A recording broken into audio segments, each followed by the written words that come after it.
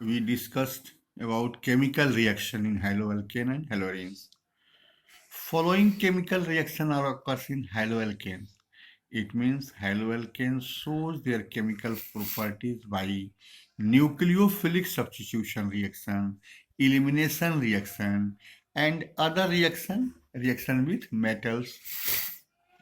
Nucleophilic substitution reaction is of two types, SN1 reaction and SN2 reaction.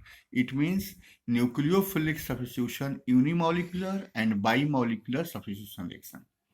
In this type of reaction, haloalkanes, due to higher electronegativity of halogen, bond polarized and partial positive charge arise on carbon atom. So the reagent nucleophiles bearing negative charge or lone pair electrons attack on that carbon and forms a new bond to form product. Such reaction is called nucleophilic substitution reaction. Nucleophilic substitution reaction, halogen left from halo compounds and have partial negative charge.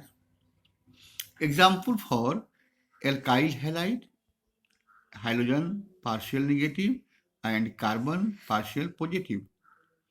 Sodium hydroxide as reagent dissociates and forms the nucleophiles as OH bearing the negative charge attacked on the electrophilic center of carbon and forms the new bond and form product alcohol. The negative charged halogen atom halides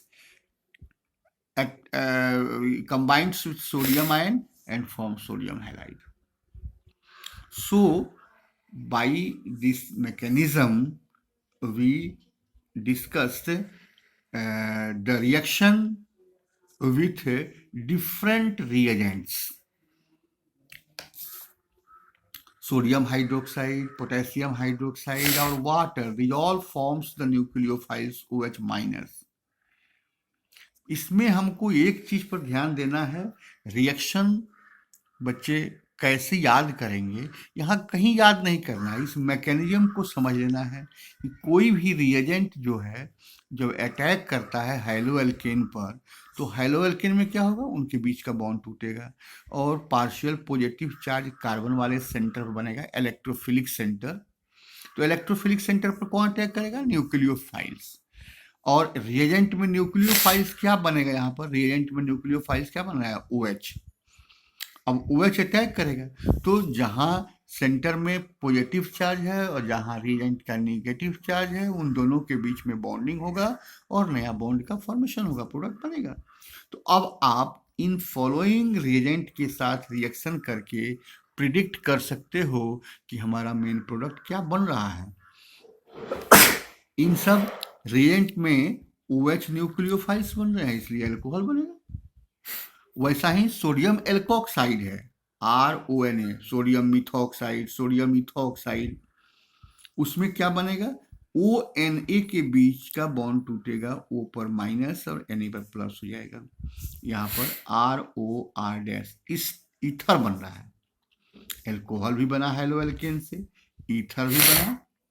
अगर other halogen है, X removed by bromine, Cl removed by bromide, bromide removed by iodide, sodium iodide से react करेगा I minus आयोडोएल्केन। Ammonia में जब टूटेगा तो एक hydrogen release होगा, NH2 माइनस बनेगा, H प्लस बनेगा। NH2 माइनस से ऐसे प्राइमरी एमीन बन रहे हैं। फिर प्राइमरी एमीन से रिएक्ट करेगा तो सेकेंडरी एमीन बनेगा, सेकेंडरी एमीन से रिएक्ट करेगा तो टर्शियरी एमीन बनेगा और सब में HX रिलीज होते जा रहा है। उसी प्रकार पोटेशियम साइनाइड और सिल्वर साइनाइड, दोनों से मेटल के साइनाइड हैं, दोनों से रिएक्ट करके एक में एल्काइल साइनाइड बना रहा है और दूसरे में एल्काइल आइसोसाइनाइड बना रहा है। इसका कारण है कि CN जो है वह एक दूसरे प्रकार का न्यूक्लियोफाइल्स है। इसमें इसको एम्बिडेंट न्यूक्लियोफाइल्स कहते हैं। एक से अधिक सेंटर होता है उसमें, अटैकिंग सेंटर। इसमें कार्बन से भी अटैक हो सकता है और नाइट्रोजन से भी अटैक हो सकता है। Some nucleophiles are ambident, attack from both sides.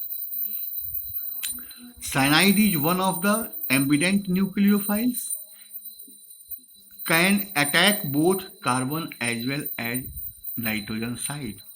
In case of potassium cyanide, attack from carbon side and form cyanide product. क्यों? Because it is predominant ionic nature of potassium cyanide. ये predominant आयनिक है। आयनिक है तो टूटेगा K पर plus और Cn पर minus. Cn का स्ट्रक्चर देखोगे तो नाइट्रोजन सेटिस्फाइड है, कार्बन सेटिस्फाइड नहीं है, इसलिए कार्बन की तरफ से बॉन्डिंग होगा। और दूसरे सिल्वर नाइट्राइड जो है वह